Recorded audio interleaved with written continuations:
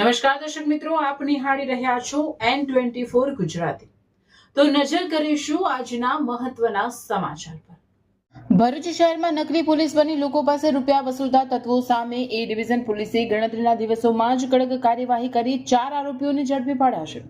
આરોપીઓએ પોલીસ તરીકે ખોટી ઓળખ આપી એક વ્યક્તિને ધમકાવતા તેને હાર્ટ એટેક આવતા મોત નિપજ્યાની ગંભીર ઘટના સામે આવી છે। ભરૂચના ભોલા વિસ્તારમાં રહેતા 43 વર્ષીય ઉર્વેશ બિપિન મોદી તારીખ 20 ફેબ્રુઆરીના રોજ પોતાની એક્ટિવા પર પત્ની સાથે શહેર તરફ જઈ રહ્યા હતા। તે દરમિયાન રાહડપુર રોડ પર કેટલાક શખ્સોએ તેમને આંતરી પોતે સીઝરો હોવા છતાંય પોલીસ હોવાનું જણાવી વાહનમાં નંબર પ્લેટ નથી કહી રૂપિયા ક્યારે આપશેની ધમકાવવાનું શરૂ કર્યું હતું।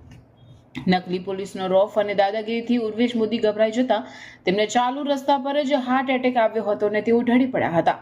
તેમને તાત્કાલિક ભરૂચ સિવિલ હોસ્પિટલ ખાતે ખસેડવામાં આવ્યા હતા, જ્યાં હાજર તબીબે તેમને મૃત જાહેર કર્યા હતા। આ બનાવ અંગે મૃતકની પત્ની તૃપ્તિ મોદીએ એ ડિવિઝન પોલીસ સ્ટેશનમાં 4 આરોપીઓ સામે ગંભીર આક્ષેપો સાથે ફરિયાદ નોંધાવી હતી કે તેમના પતિને ધમકી આપવાના કારણે તેમનું મોત થયું છે।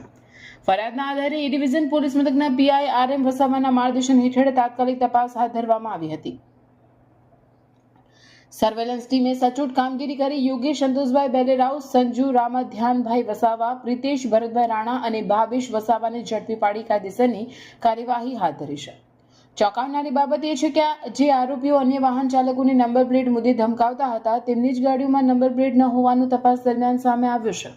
પોલીસે આરોપીઓના બંને વાહનો કબજે કરી વધુ તપાસ શરૂ કરી છે। પ્રાથમિક તપાસમાં 4 આરોપીઓ ગુનાહિત ભૂતકાળ ધરાવતા હોવાનું પણ બહાર આવ્યું છે।